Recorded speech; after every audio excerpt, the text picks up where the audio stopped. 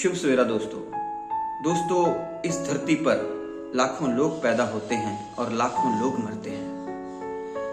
इनमें से बहुत से लोग तो गुमनाम चले जाते हैं, यहाँ तक कि उनके घरों के बाहर उनकी नेम प्लेट तक नहीं होती। लेकिन कुछ एक किरदार ऐसे भी होते हैं जिनके नामकरण से सिर्फ उनके देश की संस्थाएं ही नहीं चलती, बल्कि उनके नामकरण से विदेशों में भी संस्थाएं जो हैं वो चलती हैं।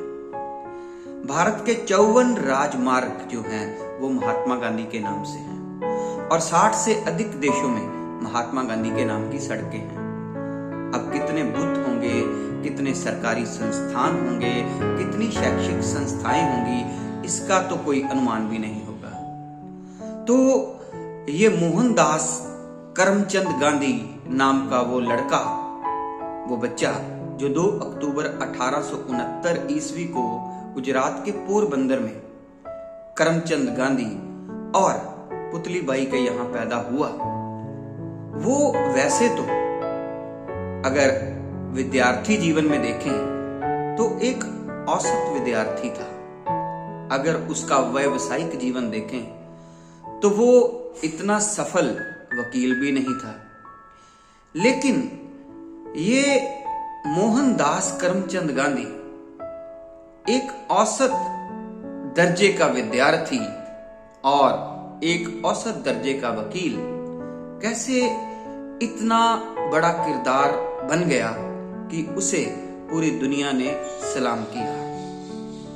दरअसल हमारी जिंदगी में हम किसी का भी मूल्यांकन जो करते हैं वो हम किसी की जो मार्कशीट्स होती हैं विद्यार्थी जीवन की, यहाँ तो उसे देखते हैं, अध्यापक उसे देखता है, या फिर आम समाज जो है वो हमारी संपत्ति, हमारा बैंक बैलेंस या हमारी जो शोहरत होती है उसे देखकर हमारा मूल्यांकन करते हैं। लेकिन इस धरती पर बहुत कम लोग ऐसे होते हैं जो किसी किरदार को वास्तव में वो क्या है उसे देखने का प्रयास करते हैं।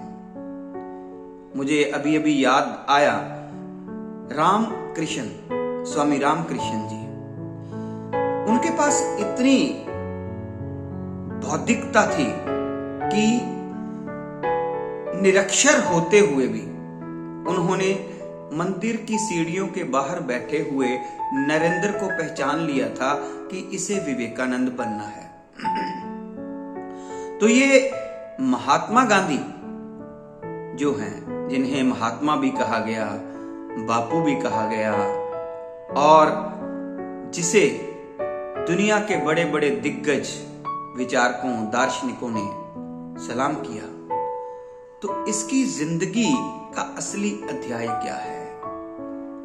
दरअसल हमारे पंजाबी में एक कहावत है, दिल दरिया समुद्रों डूंगे कौन दिलां दियां जाने।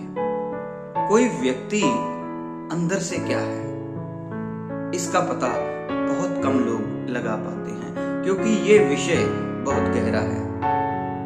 और मुझे यूं लगता है कि ये मोहनदास नाम का वकील जो दक्षिणी अफ्रीका में फर्स्ट क्लास रेल टिकट होते हुए भी धक्का देकर प्लेटफॉर्म से बाहर कर दिया गया था रेलगाड़ी से, शायद वो उसके जीवन का एक टर्निंग पॉइंट था। शायद उस मोहनदास करमचंद गांधी नाम के वकील ने उस रेलवे प्लेटफॉर्म पर अपमानित होकर खड़े होकर ये सोचा था कि तुमने तो मुझे सिर्फ रेल से उतारा है, लेकिन ये गोरे साम्राज्य की पूरी रेल ही जो है वो मैं पटरी से नीचे उतार दूंगा। और उसके लिए महात्मा गांधी या मोहनदास करमचंद गांधी ने कोई पिस्टल नहीं उठाई, कोई लाठी नहीं उठाई, बल्कि उसने 2 अभिन्न सूत्र जो थे उनको साथ लिया। एक था सत्याग्रह और दूसरी थी अहिंसावादी सोच। तो इस तरह से एक गांधी जो है वो पूरी दुनिया में अपना एक मकाम पैदा कर जाता है। मैं मोहनदास करमचंद गांधी की जो अचीवमेंट्स, उनके आंदोलन, उनको यहाँ डिस्कस नहीं कर रहा। आज 30 जनवरी है और मैं बात कर रहा हूं 30 जनवरी 1948 की। महात्मा गांधी या बापू गांधी सुबह 3:30 बजे उठ जाया करते थे। 2 घंटे वो अपने रोजाना के प्रार्थना या ध्यान या योग जो भी वो करते थे, 2 घंटे वो उसमें लगाते थे। उसके बाद 6 बजे महात्मा गांधी दोबारा सोने के लिए चले जाते थे। उस दिन भी ऐसा ही हुआ। 2 घंटे की निद्रा के बाद जब वो उठे तो ब्रिज कृष्ण नाम का जो उनका मालिशी था, उनकी मसाज करता था, उन्होंने बापू की मसाज की। उन्होंने स्नान किया और उसके बाद जो वो रोजाना का उनका खान पान था, बकरी का दूध पिया, संतरे का रस लिया, कुछ फल लिए, मूली और टमाटर का सेवन किया और इस तरह से धीरे धीरे दिन जो था वो ढलने लगा।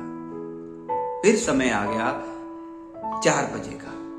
ये 4 बजे शाम के 30 जनवरी 1948 की बात चल रही है।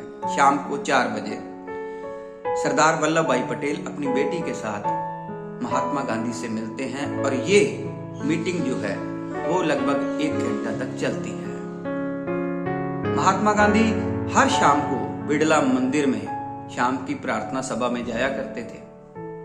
तो उस दिन जब वो गए तो वो कुछ देरी से गए और उनके साथ हमेशा उनके दाएं और बाएं आभा और मनु नाम की महिलाएं होती थी। आभा जो कि भजन गायन करती थी और मनु जो थी वो बापू गांधी की दूर की रिश्तेदार थी।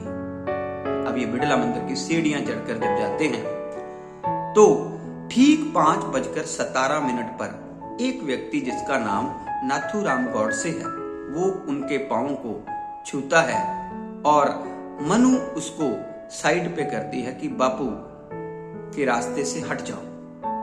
लेकिन वो मनु को धक्का देता है और अपनी बरेटा पिस्टल से 3 गोलियां महात्मा गांधी के सीने पर दाग देता है, जिसमें से 2 जिस्म के आर पार हो जाती हैं और एक उनके जिस्म के अंदर रह जाती है। और इस तरह से एक बहुत बड़ी शख्सियत के जीवन का अंत हो जाता है। दुनिया उसे सलाम करती है, उसकी पूजा करती है।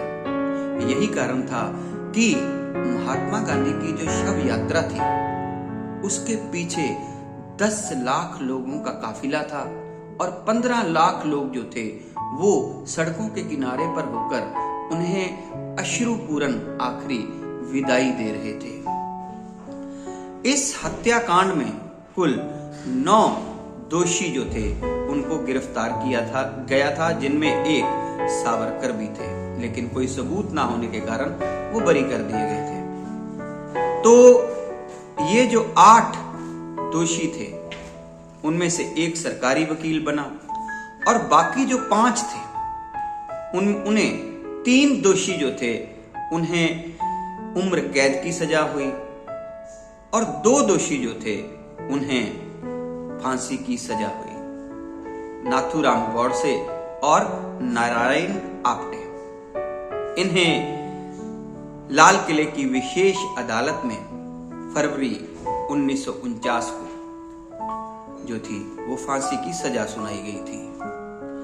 तो महात्मा गांधी के जीवन का जो अंत है वो बहुत से प्रश्न चिन्ह तो छोड़ता है, जिसपे बहुत से विचारकों की अलग अलग राय है कि वो हिंदू मुस्लिम एकता के बहुत बड़े हामी थे और देश का एक बहुत बड़ा खूनी बंटवारा हुआ था जिससे एक समुदाय नाराज भी था। इसके अलावा समाज में दलित वर्ग को ऊंचा उठाने में गांधी का नाम एक अहम नाम आता है। उसने दलित वर्ग को जो एक बहुत प्यारा सा नाम दिया था हरिजन, वो अपने आप में एक मिसाल है। किसी भी व्यक्ति में हजारों दोष होते हैं, लेकिन इसके साथ साथ उसमें कुछ एक गुण भी होते हैं और गांधी में इतने गुण थे कि वो पूरी दुनिया में लोकप्रिय हो गए। तो आज गांधी जयंती के अवसर पर हम बापू गांधी को नमन करते हैं। ये महात्मा बापू जो थे, उन्हें सभी लोग बुलाते थे कि ये तुम पूरे देश के पिता हो, इसलिए उन्हें राष्ट्रपिता भी कहा जाता है। और महात्मा की उपाधि जो थी वो उन्हें गुरु रविंद्रनाथ टैगोर ने दी थी। तो मुझे आशा है कि आज जो वार्ता महात्मा गांधी की पुण्यतिथि पे मैंने आपके साथ साझा की है वो आपको पसंद आई होगी। इधर से गुजरा था, सोचा सलाम।